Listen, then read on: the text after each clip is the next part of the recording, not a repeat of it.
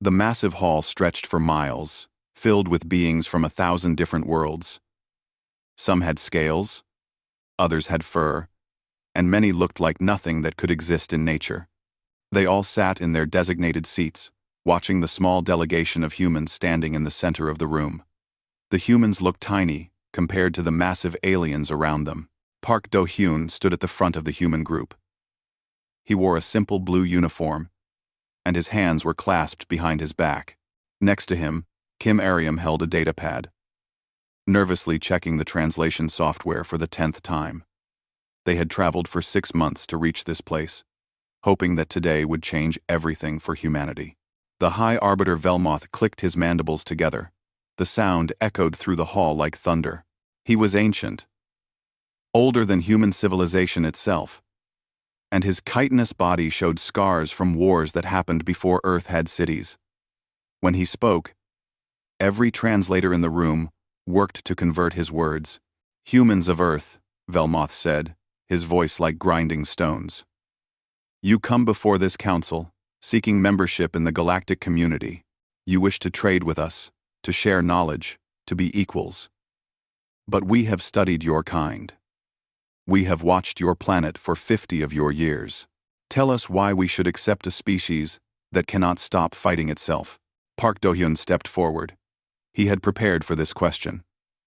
"Honorable Arbiter, respected council members, we do not deny our past.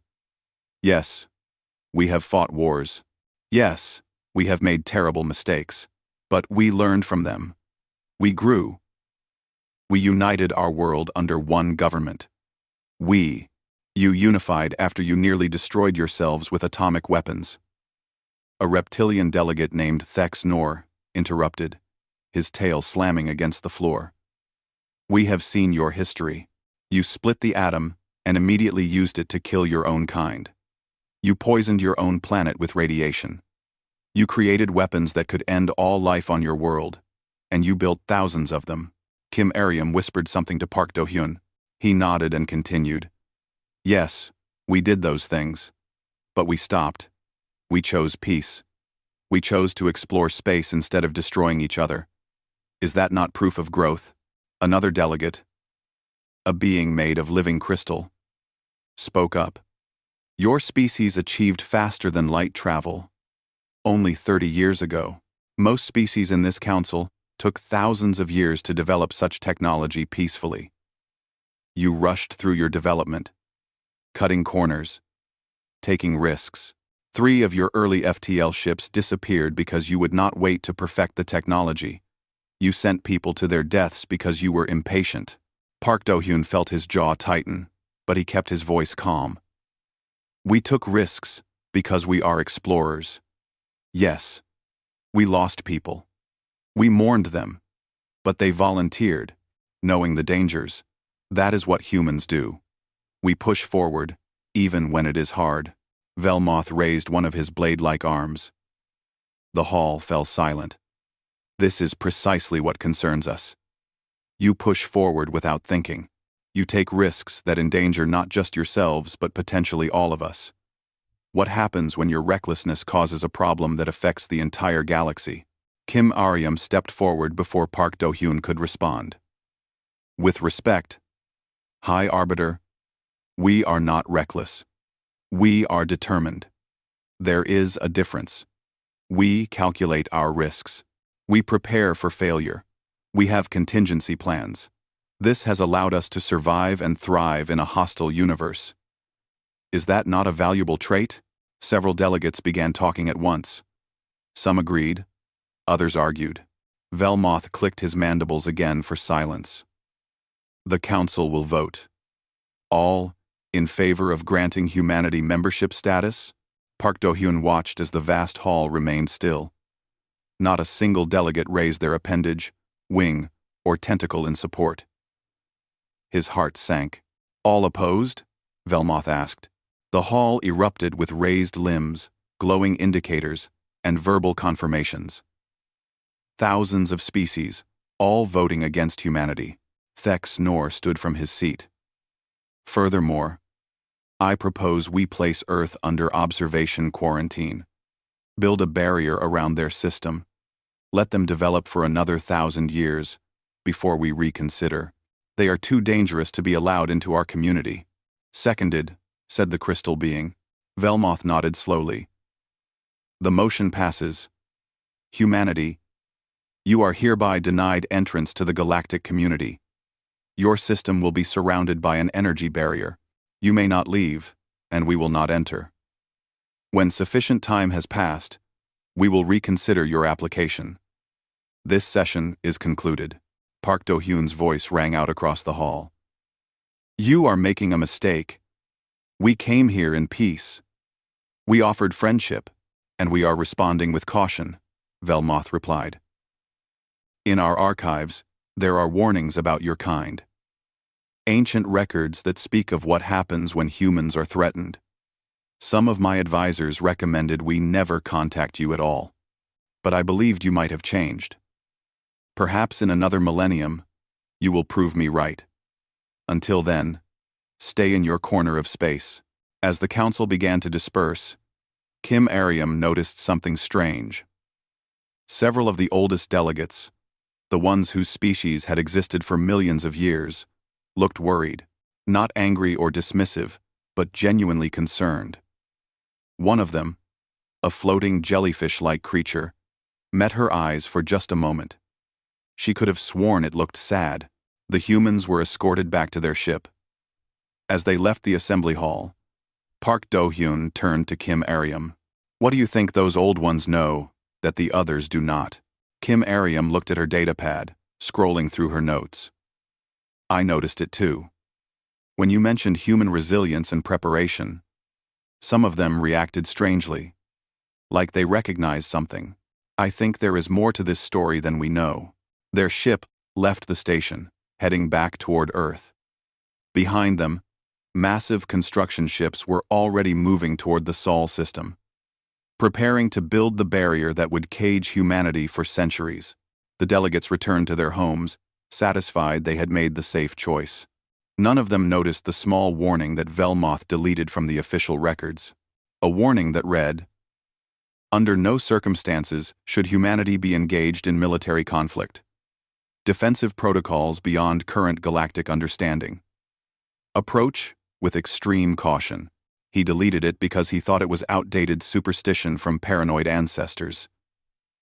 He would soon learn how wrong he was. 3 years had passed since the barrier went up around the Sol system. The massive energy field glowed faintly in space, a constant reminder that humanity was locked away from the rest of the galaxy. On the edge of this barrier, a small human outpost floated in the darkness. Lee Junho sat at his monitoring station, watching the sensors for any unusual activity. The outpost was boring work. Nothing ever happened. Lee Junho drank his coffee and checked the readings for the 100th time that day. Next to him, Choi Hana worked on calibrating the barrier sensors. She was an engineer, and she had been studying the energy field since it was built. Did you notice something weird about this barrier?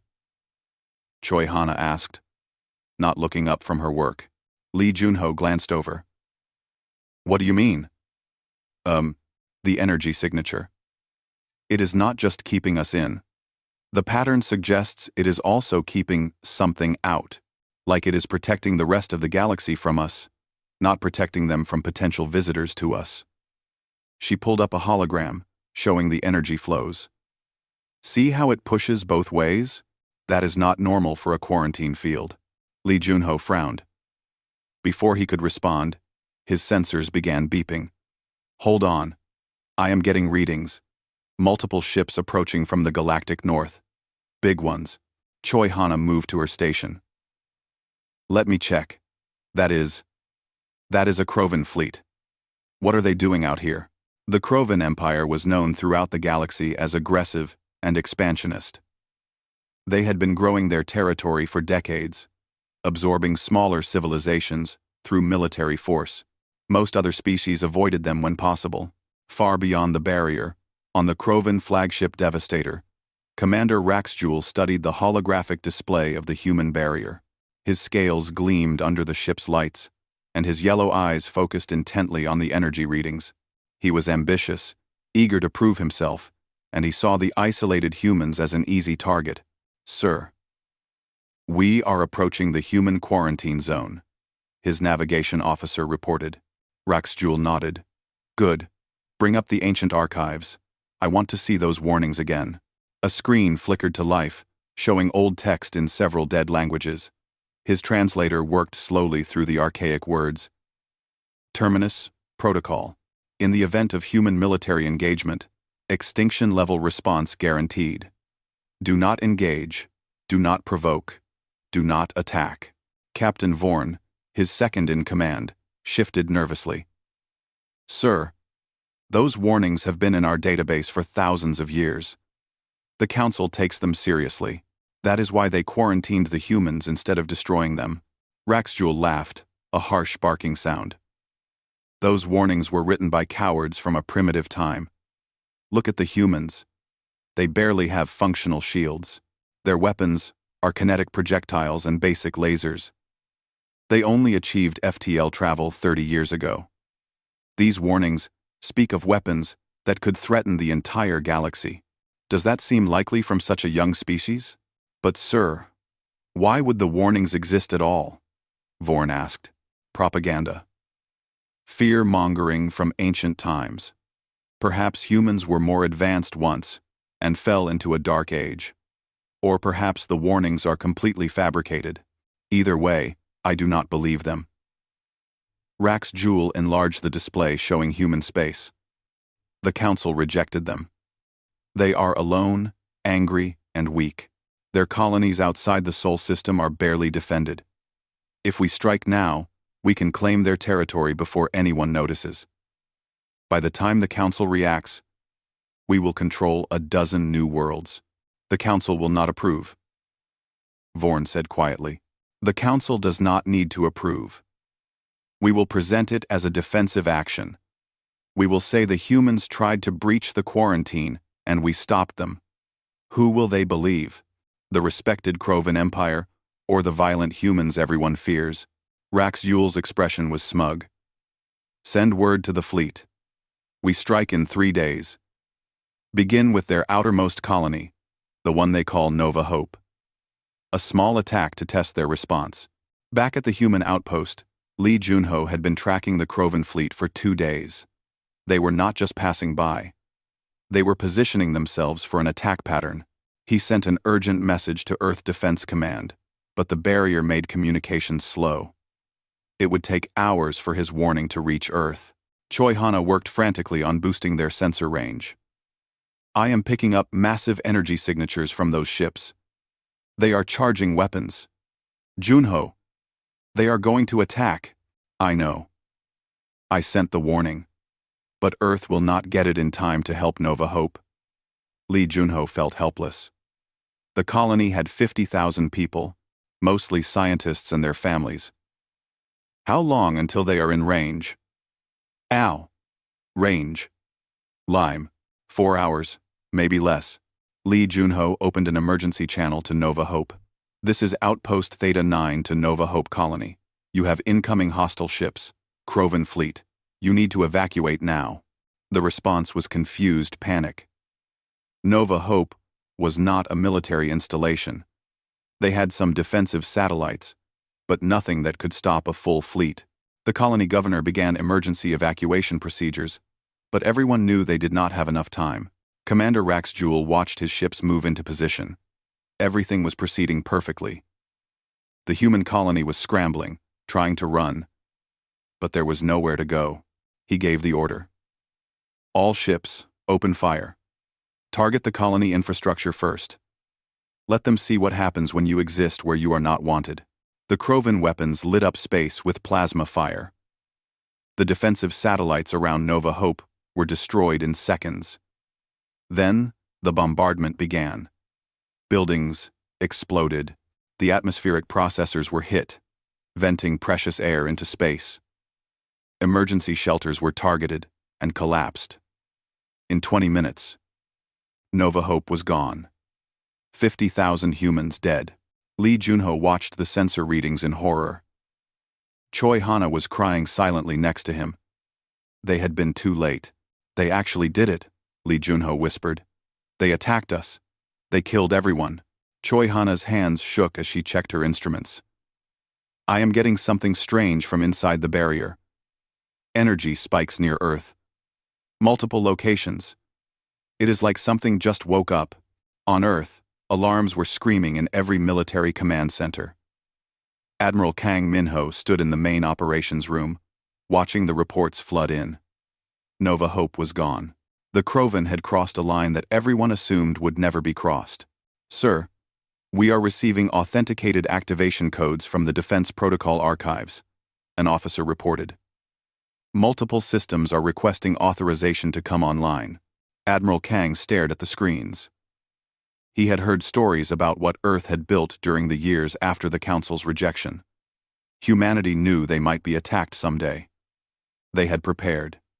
The Kang last, diplomatically reasons.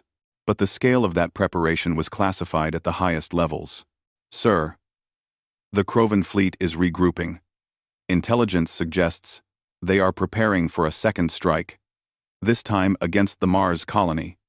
2 million people, sir. Admiral Kang closed his eyes for a moment. When he opened them, his expression was hard as stone. Activate the protocol. All of it. Send the unlock codes. The officer hesitated. Sir, that means, I know what it means. Do it. They wanted to see what humans do when pushed into a corner.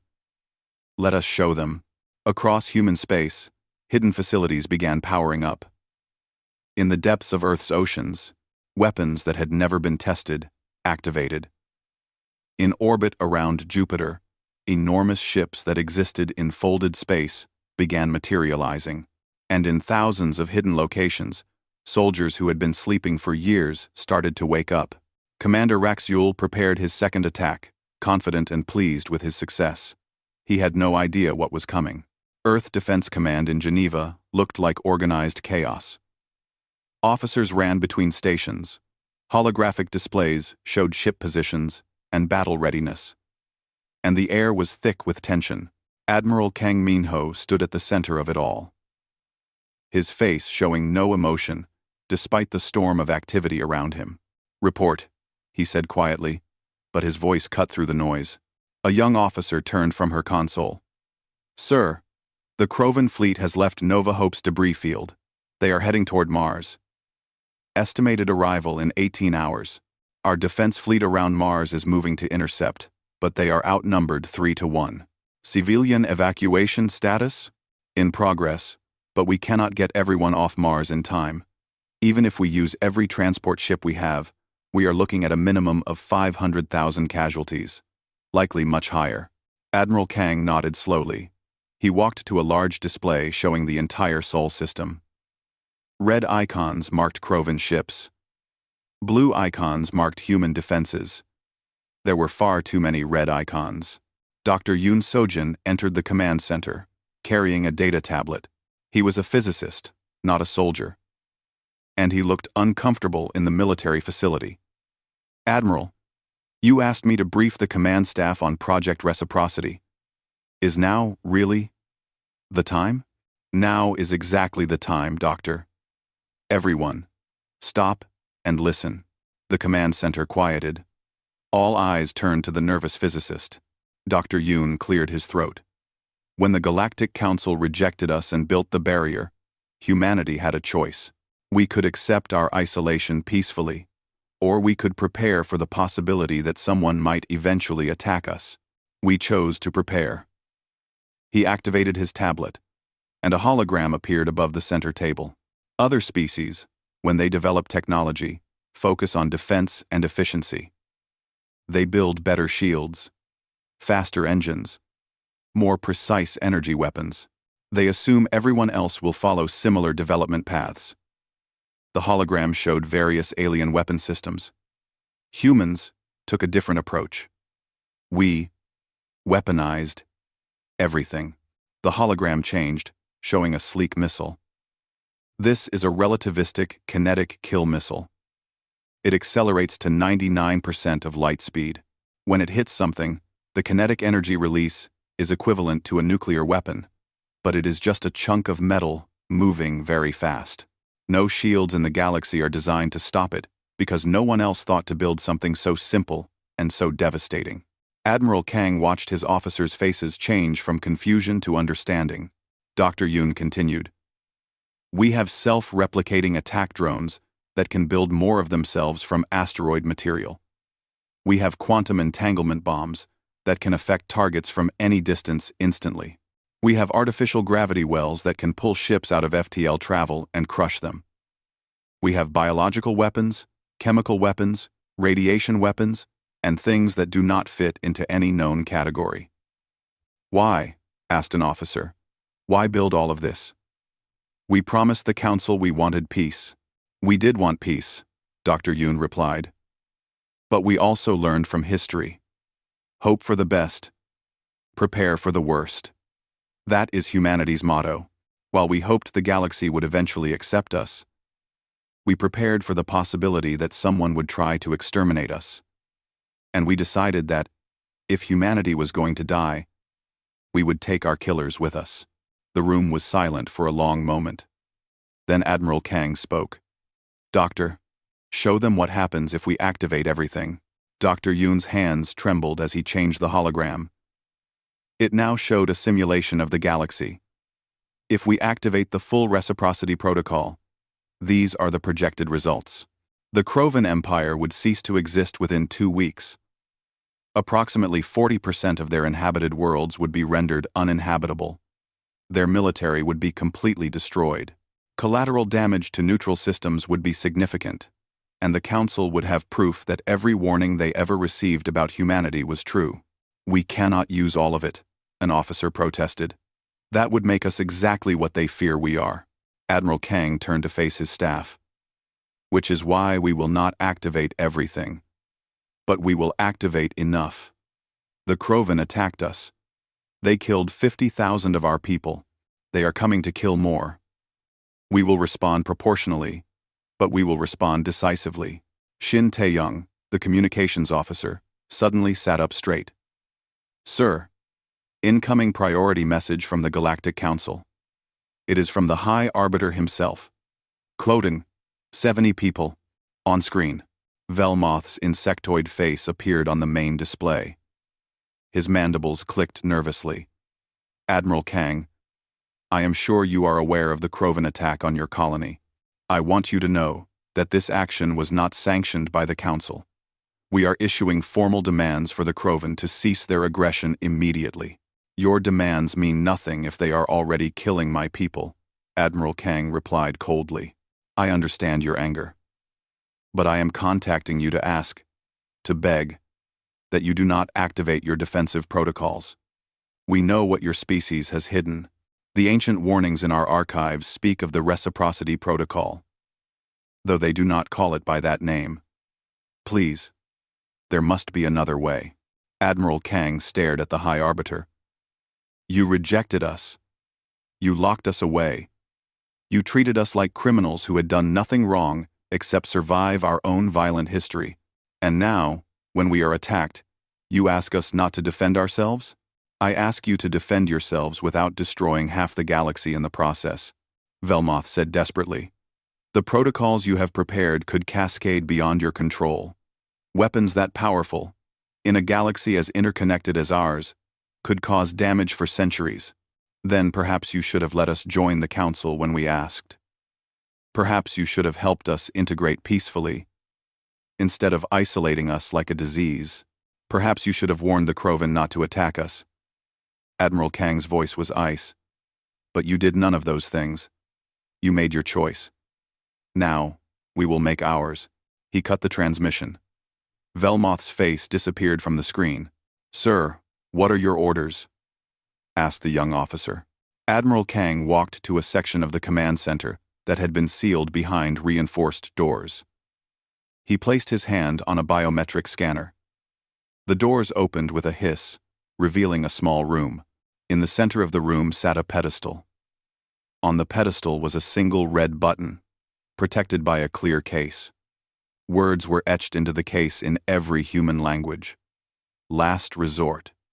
R. Last resort. R. The command staff followed him to the doorway. They all stared at the button. "This is what we built," Admiral Kang said quietly. "This is our insurance policy.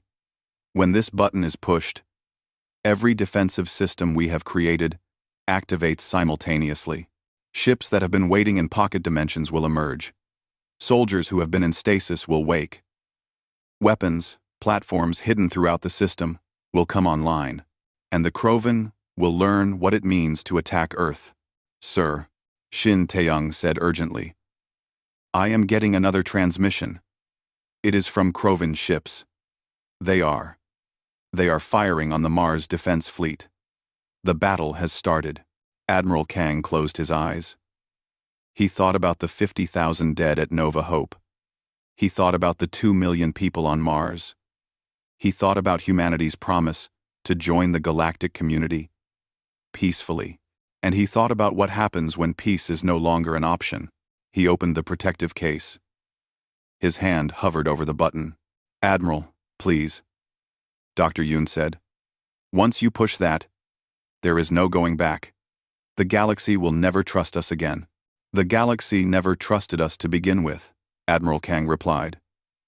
"They will fear us, but they will never attack us again." He pushed the button. For a moment, nothing happened. Then every screen in the command center began displaying the same message. "Reciprocity protocol activated. All systems online. Humanity will survive." Throughout the Sol system, humanity's hidden defenses came to life. And in the Krovan fleet approaching Mars, Commander Raxjul was about to discover that some warnings should never be ignored. Commander Raxjul stood on the bridge of the Devastator, watching his fleet engage the human defense ships around Mars. Everything was going according to plan. The humans were fighting bravely, he had to admit. But they were simply outmatched. His forces had destroyed 12 human ships already, losing only 3 of his own.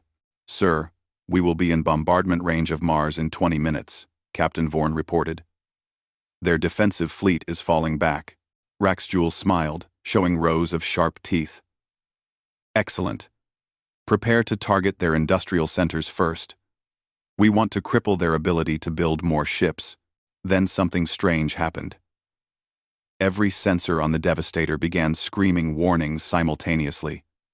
Vorn stared at his console in confusion.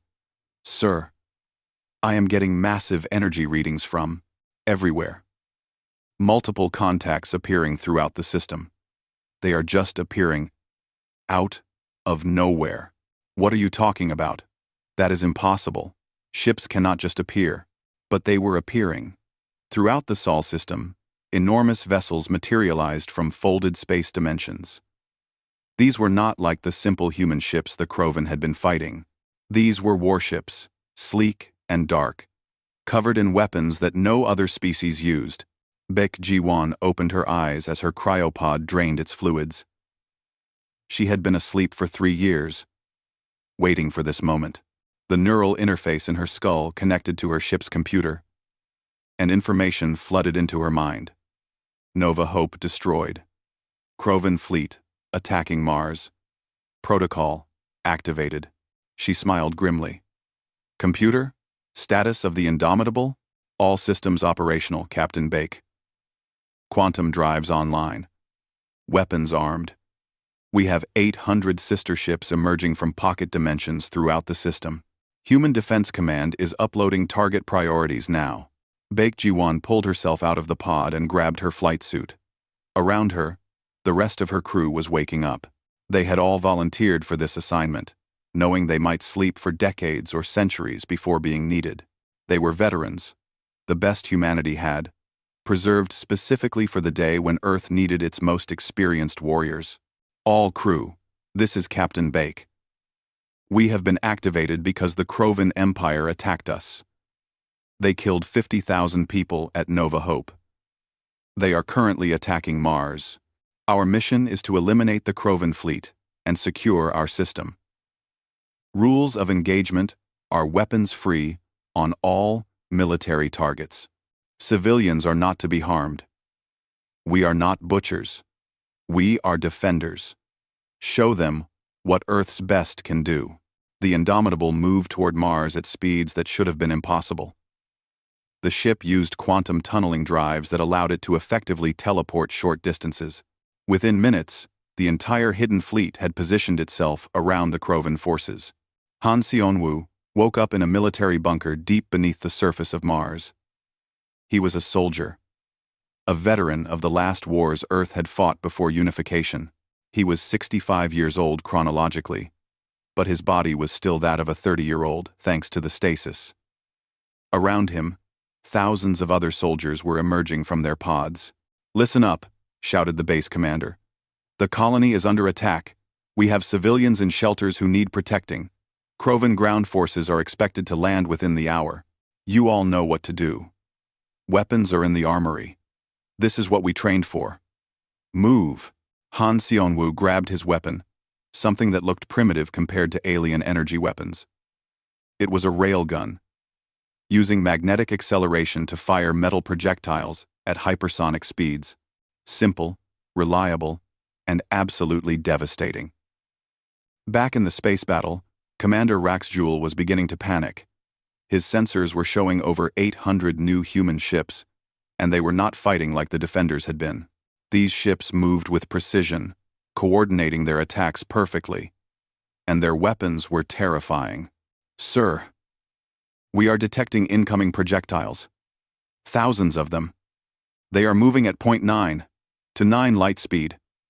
Vorn's voice was high with fear. "Impossible. Nothing can accelerate matter to that speed." "Tell that to the humans, sir." The relativistic kill missiles hit the Krovan fleet like the fist of an angry god. Ships exploded as the kinetic energy ripped through their shields like they did not exist. In the first 30 seconds, the Krovan lost 100 ships. In the first minute, they lost 300. "Return fire! All ships, return fire!" Raxjewel screamed. The Krovan plasma weapons fired, striking the human ships. Some hits connected, damaging hulls and destroying a few vessels. But for every human ship destroyed, 10 Krovan ships died. The humans were not just fighting harder.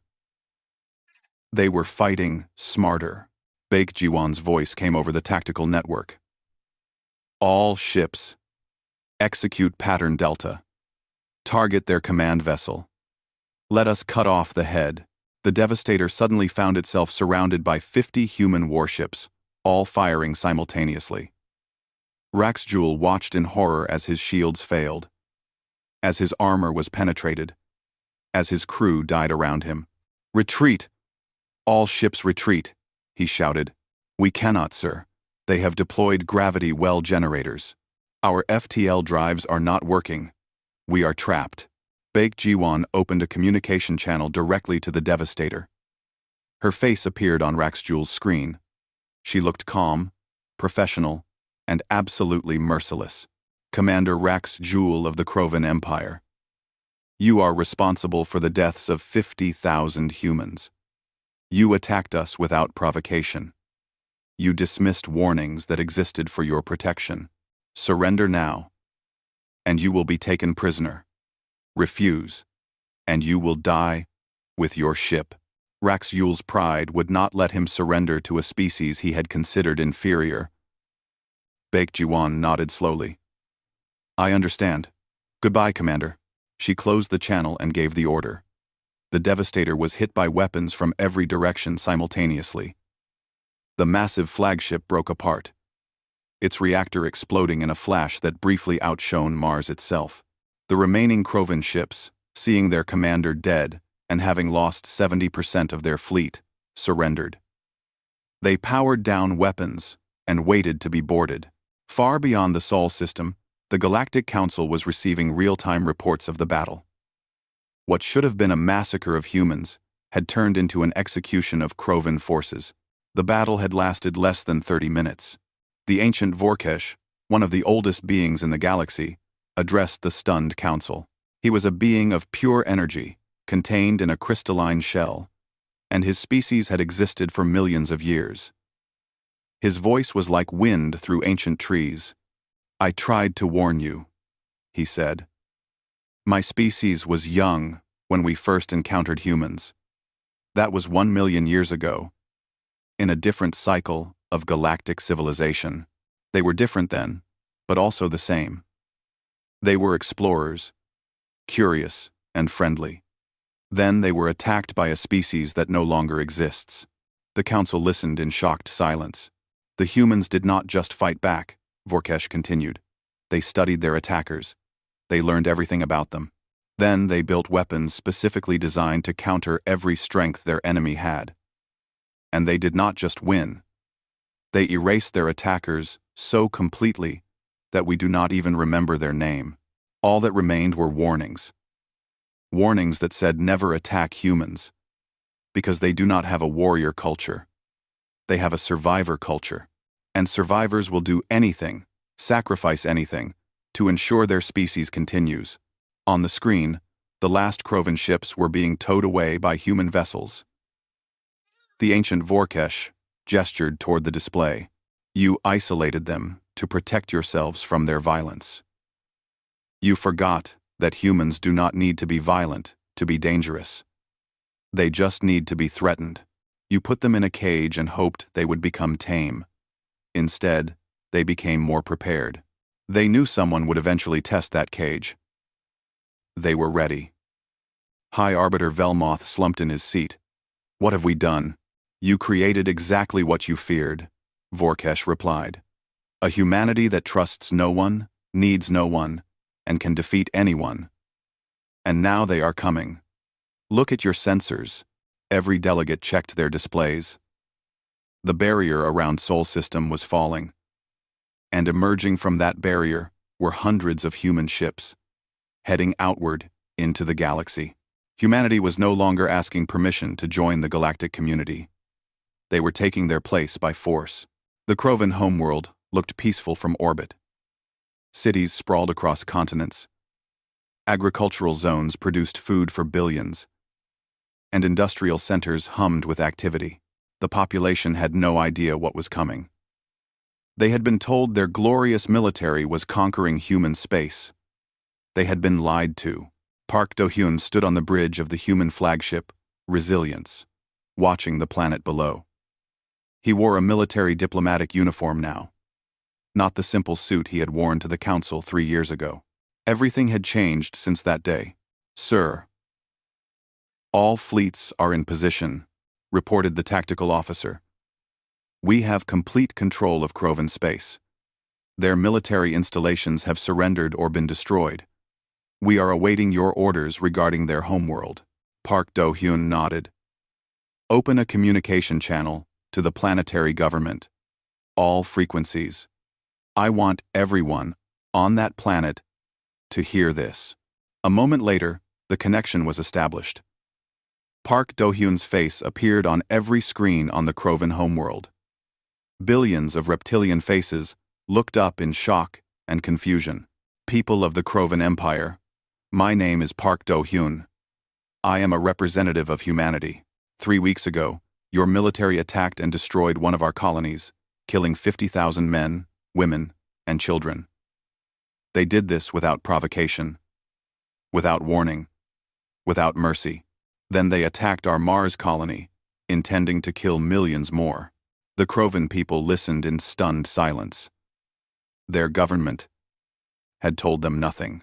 Your military told you they were winning. They lied.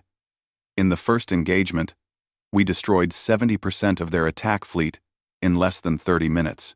In the weeks since, we have systematically dismantled your entire military structure. We have captured or destroyed every warship you had. We have disabled every military installation in your territory. Your empire's ability to wage war no longer exists. Panic began spreading on the surface. Park Do-hyun continued. However, we are not here to destroy your civilization. We do not kill civilians. We do not bomb cities. We do not target the innocent. We are here to ensure you can never attack anyone again, and to hold those responsible accountable for their actions. Your government has 1 hour to surrender, or we will begin targeted strikes on government and military facilities only. Choose wisely. 2024. 2024. Chancer. Choose wisely. He closed the channel. Next to him, Kim Ariam looked at the planet with sad eyes. Do you think they will surrender? Well, do you think? Well, do you think they will surrender? They have no choice, Park Do-hyun replied. Their military is gone. They know we can hit any target we want, and they know we are serious about not killing civilians. That gives them hope that surrender might not mean extinction. 43 minutes later, the Krovan government surrendered unconditionally. At the Galactic Council, emergency sessions had been running continuously for weeks. Every species was terrified. The humans had demonstrated military capabilities that exceeded anything the galaxy had seen in millennia. And they were moving through Krovan space with surgical precision, destroying military assets while leaving civilian infrastructure intact. High Arbiter Velmoth called the session to order. The human delegation has agreed to attend this session.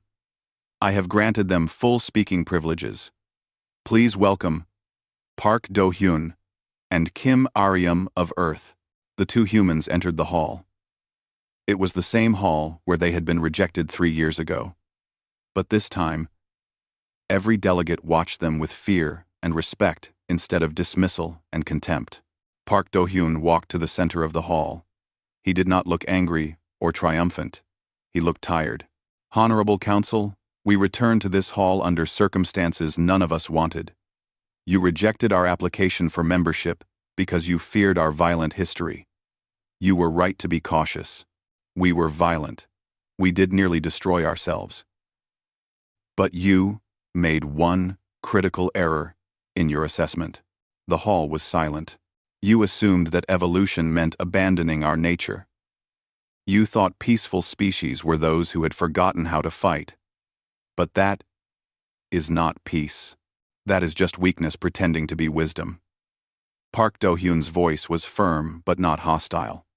Humans evolved differently. We learned to control our violent tendencies, not erase them. We built weapons while hoping never to use them. We prepared for war while working for peace. This is not hypocrisy. This is responsibility. Delegate Thexnor, who had been most vocal in rejecting humanity, spoke up. You have proven exactly what we feared. You are dangerous. Yes, we are dangerous, Park Do-hyun agreed. Dangerous to those who attack us. But look at what we did to the Krovan Empire.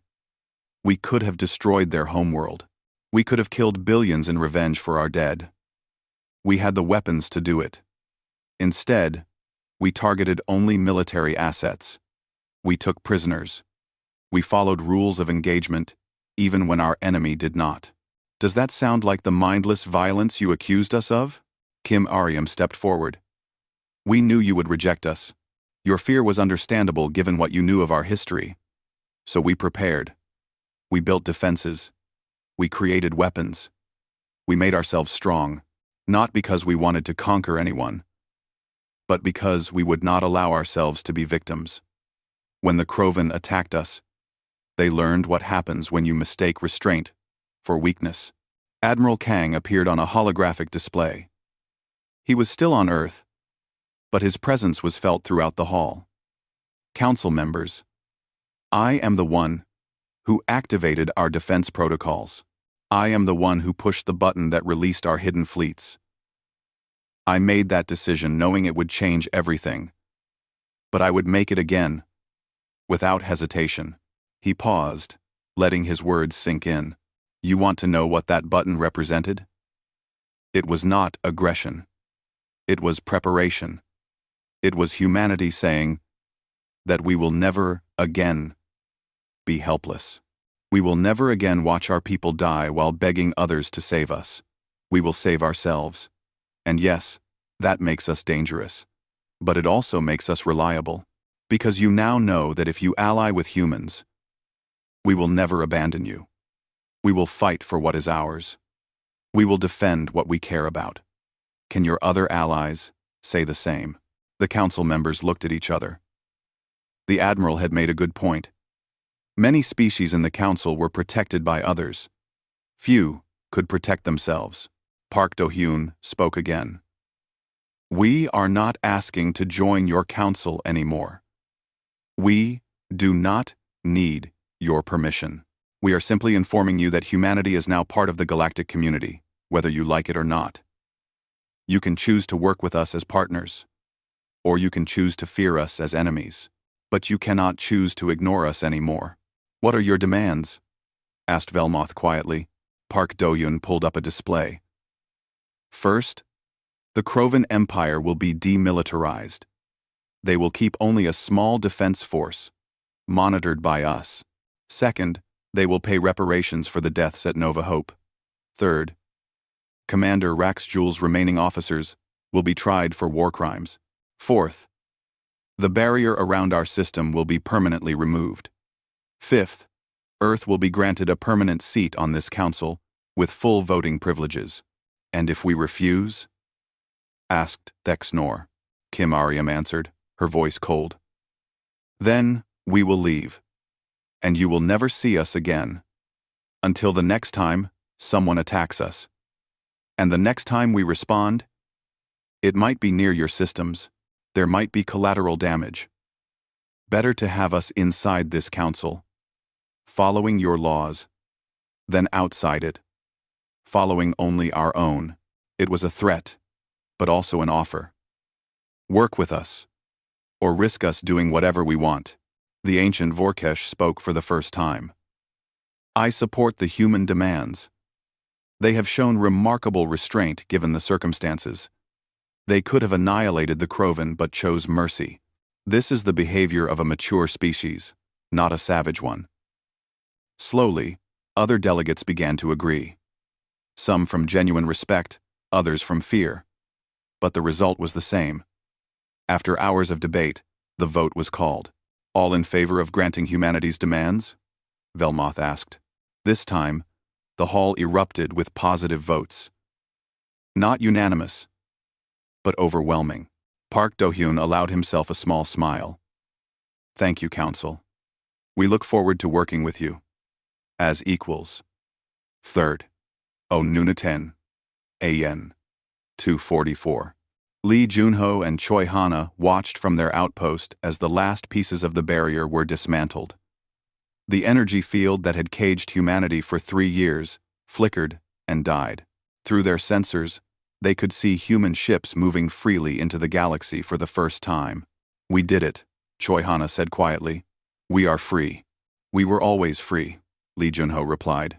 We just made sure everyone else knew it too. On the Krovan homeworld, a new government was being formed. They would rebuild, but under human supervision.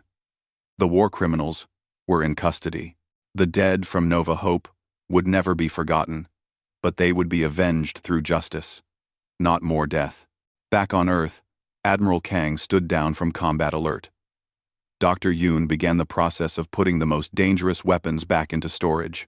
Han Seon-woo and his fellow soldiers prepared to return to stasis, knowing they had done their duty. Baek Ji-won and her fleet began regular patrols, making sure no one else would make the Krovan's mistake. In the council hall, Park Do-hyun took his seat at the council table for the first time. It had a new nameplate: Earth, Humanity. High Arbiter Velmoth approached him privately after the session. I owe you an apology. We were wrong about your species. Park Do-hyun shook his head. You were not entirely wrong.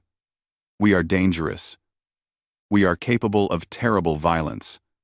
But we are also capable of great restraint and mercy. The trick is knowing when to use which capability. That is what makes us human. What do you think the galaxy will learn from all of this? Velmoth asked.